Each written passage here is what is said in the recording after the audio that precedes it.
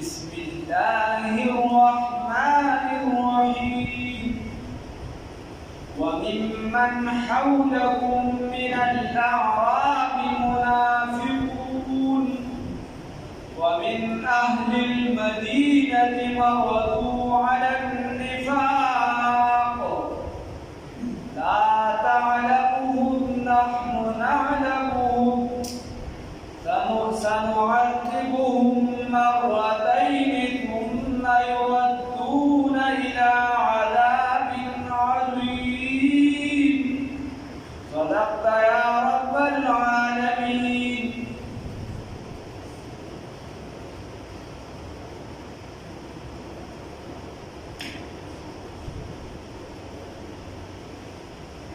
دی آیات کی اللہ رب العزت نبی کریم محمد ربی صلی اللہ علیہ وسلم زمونږ استاد او ټول پیغمبر صلی الله علیه وسلم ته فرمایي وممن او بعض د هغه کسانو نه حولکم چې ګیر چاپېره ستانه دي من الاعراب د بانډچیانو نه د صحرا والا یعنی بعض هغه خلک چې هلته مدینې منورې نه ګیر چاپېره اوسېږي علماو لیکلي دي شپږ میله لس میله دولسو پورې راتلی شي ګیر چاپېره رسولالله کې دي به چې دی خپله سودا یو څه بل څه به چې اغوښتل نو هغه به په مدینه منوره کې اغوستل هغه په مدینه منوره کې اغوستل نو دغه خلک ته مراد دي وی الله وی یو خداستانه چې دا ګیر چاپېره بانډچیان دي نو دې کې بعضې منافقان دي ومن اهل المدینه او د مدینې والو نه د دې هم بعضې کسان چې دي منافقان دي خو دا منافقان چې دي مردو علی النفاق دا مستقیم را روان په دې منافقت او دا کلک شوي دي په منافقت باندې دي په ولاړ د ښه مضبوط لکه عبدالله بن ابی وغیره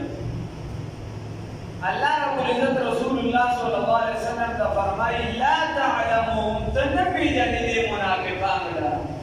نحن نعلمهم موږ یې پېژنو موږ یې پېژنو ځکه غټ پټکي به والي سپینې جامې به چولې او بڑ برخی اوچتی کړي نو تی خو نه پېژنې والله رب العزت یې پېژني معلومه دا شوه چې رسول الله صلی الله علیه وسلم ته د ذرې ریبه نو چې رسول الله صلی الله علیه وسلم ته د مولي صاحب خو بیا د هغه چې دی صحابي دی د هغه امتي هغه ته د کوم ځای نه راغلی لا تعلمهم نحن نعلمهم سنعذب او دا صورت چې د څوک دا ونوي چې اول کې ورته نه وه بیا وروسته ورته یې په آخري صورتونو کې چې په د صورت په اعتبار سره رانازل شوي دي نو هغه صورت توبه ده د دې نه پس بعضې وایي چې صرف د صورت په اعتبار سره چې صورت رانازل شي د آیاتونو ځان له حساب دی بعض آیاتونو باره کې راځي چې دا دا ده خو صورت په اعتبار سره چې ول هم صورت راغلی نو هغه بعضې بیا دا وایي چې اذا جاء نصر الله والفتح راغلی مطلب دا چې دا د رسول الله صلی الله علیه وسلم باندې چې خیرې کومې ولې وي دا په هغې کې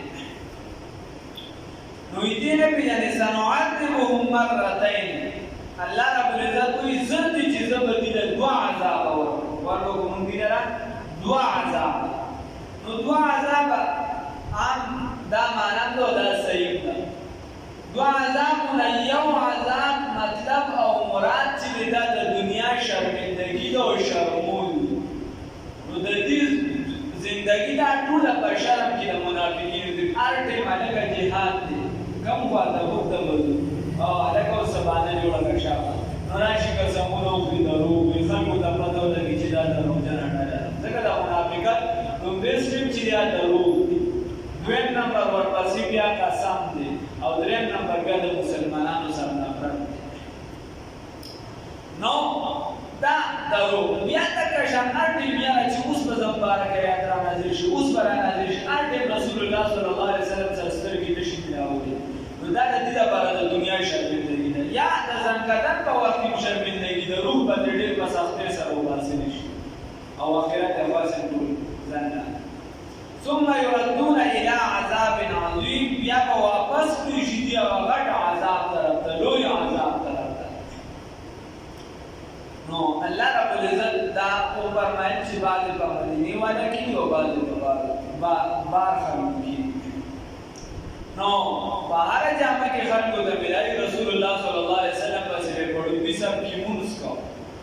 صحابه وی باندې چې موږ دا ګمان وکړو چې عبد الله ابن ابي بچی دی بدا ابو بکر څنګه په درجه کې روان دي او بیا چې معلومه شو چې دا وسخت منافق پر زبان تصویر در دلگاه و خط این چونی تصویر کے دار وخلوان لا اله الا الله وخلو لا اله فزرکی ٹک کا پاس ابرگی مسلمان نو دیو لا اله الا الله وشی سادی بابا وی دا بجی بابا انتے صرف وی زرعی چلی دا پشان دا خر دا زرعی آگے کی دا خر خیال ہے وَمِمَّنْ حَوْلَكُمْ وَبَعْدِ دَهَا كَسَانُنَا چِكِرْ جَابِرَ اسْتَانَدِي مِنَ الْعَرَابِ دَبَانْ دِجِيَانُنَا منافقون منافقان دی ومن أهل المدينة وَدَهْلِ مَدِينَو وَعَلَنَا بعد دَهْلِ مَدِينَو وَعَلَنَا مَرَدُو چِدِك لَكْشُوِدِي عَلَى النِّفَاقِ وَمُنافقات باندي لا تعلمهم تنبي جني لرا نحن نعلمهم يكنا منبي جني لرا امام ابو حنیفه رحمه الله تعالی تاریخ را نقل کړی مدینه منوره دا او امام مالک رحمه الله سره ملاقات وشو امام مالک رحمه الله علیه ورته وی چې کم دی امام سره ورته وی چې د کوفی نو امام مالک رحمه الله علیه ورته جواب کوي مناظره سن ګرانی دی نور دی هغه ورته جواب کوي الکوفی لا یوفی وی کوفی ولا چا سره وپانه عقیل سره وفا ونکړه حضرت علی سره وفا ونکړه حضرت حسین سره وفا ونکړه بیا چې اوس ځان وی راوي خپل امامان چې کوم دي د علی سره وفا ونکړه نو دې د چا سره وفا نه کوي مطلب دا ټول ورته یاد کړه څنګه داسې استعمال نو امام ابو حنیفه سے ورته ډایرکټ په جواب کې وی ومن اهل المدینه مردوا على النفاق او د اهل مدینه نه بعض خلک داسې دي چې په منافقت باندې کلک دي نو ډایرکټ ورته امام مالک سے وی ګمان دا کوم چې ته جوړ امام ابو حنیفه یې نه وی ته جوړ نعمان وی زه دا ګمان کوم او ورته ځنه نعمان بیا بلا وخیمینه جستو چې کله ته نو شاګردانو ته وی دا هغه نعمان دی چې د مخامخ ستنې ته دی وی چې دا د سرو زرو د نو دی په دلایل باندې ثابته کی چې دا د سرو زرو قدر زر زرګر شناست قدر جوهر جوهر سنعذبهم ذل چې موږ عذاب ورکړي لرا مرتين دوپیری ثم يردون یا دا اوس بعضې پکې داسې ووایو نیم کس چرته یو هغه مفهومي ترجمه کېدی شي خو د ټکي ترجمه نه لکه ډاکټر اسراف پکې وایي سنعذبهم همیشه به موږ دې عذابونه ورکوو ځکه د دې ټول عمر په عذاب کې خو هغه معنی ده سنعذبهم ذر دې چې موږ به عذاب ورکړو دي دا مرتين دوپیری ثم يردون بیا به راغلو بیا به واپس کړو دي لرا مجهول صیغه ده واپس به کړي شي دي لرا واپس به کړي شي دي لرا الی عذاب عظیم هغه لوی عذاب طرف ته اوس بل ټولګي دی وآخرون ترکوا وآخرون خلق دي جماعت دي اعترفوا چې اعتراف کړی اقرار کړی بذنوبهم بګناهونو پر باندې خلقو چې ګډوډ شوي دي عملا نیکی د دې صالحان او عملا عمل د دې صالحان نیک واخر سیئا او بد عمل د دې نیک عمل او بد عمل دای ګډوډ شوي دي یا واخرون او سنو جبل جماعت دي د صحابه یو ټولګي دي اعترافو چې دي اقرار کړی دي ذنوبهم په خپل ګناهونو باندې خلقو چې دا چې مکس شوي دي عملا نیکی د دې عملا عمل صالحان نیک واخر سیئا د بد سړي عسى الله قریب لچ الله رب العزت ان يتوب عليهم رجوع کی بدیو باندې ان الله یقینا الله رب العزت غفور رحیم باندې کوونکی او رحم کوونکی دی خذ واغل دنیا خذ واغل من اموالهم دمالون ددیونا صدقه صدقه تطهرهم تپاک ردیلرا وتزکیهم او سپاک ردیلرا بها بدغمان سری وصلی علیهم او دعا ورد دیو دبارا ان صلاتک یقینا دعا ستا سکن لهم دا اطمینان دا سبب دا اطمینان دی دیو دبارا والله یقینا الله رب العزت سمیع اوریدونکی دی علیم علم والا دی خبر دارا چې دا کله چې د تبوک غزا وه نو په دې کې بعضې مسلمانان سوچه چې دې ته سماوي د دام جهاد ته راوتلي هغه 10 کسه وو او درې پکې معروف دي د هغې په راتلو کې بیا لږ رسو شوي وو د دې وجې رسو شوي چې موږ په رسول الله صلی الله علیه وسلم ته څنګه ماښام کېږو نو د هغې توبه بیا لږ شوې ده او چې چا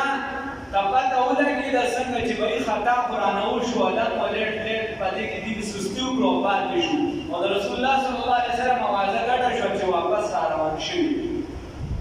نو سیدنا ابو لبابه رضی الله تعالی عنه او یو شپږ کسان ورسره وو یعنې اووه کسه دي او درې ورسره دغه وو نو 10 کسه وو هغې چې دي په مدینه منوره کې ځان یوې ستنې پورې په مسجد نبوي کې وتړه وایي رسول الله صلی الله علیه وسلم که راغی نو چې زموږ متعلق یې څه فیصله وکړله که وایي چې سر دې وخې او که وایي چې زه یې معاف کومه چې بس څه فیصله یې زموږ متعلق وکړله د هغه اختیار نو ځان یې استوانه ابو لبابه پسې وتړه هغې پسې یو د دې بله واقعه کړه خو دغه موقع باندې مې ځان ته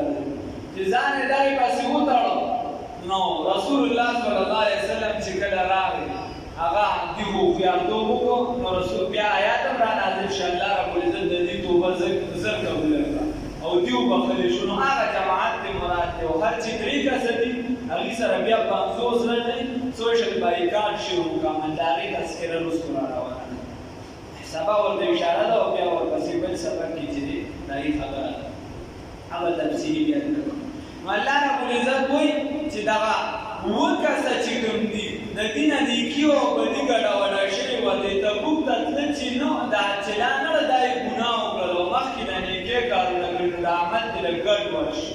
خو عسى الله ان يتوب عليهم قریبه لزر ده چې الله ربالعزت به پرې رجوع وکړي الله ربالعزت بخښنه کوونکی او رحم کوونکی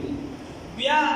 روایاتو کې داسې هم راځي چې دې په خپله مال راوړ رسول الله صلی الله علیه وسلم ته یا الله وایي چې واله دې اعمال وخذ من اموالهم واخله د دوی نه مالونه د دوی صدقتن صدقه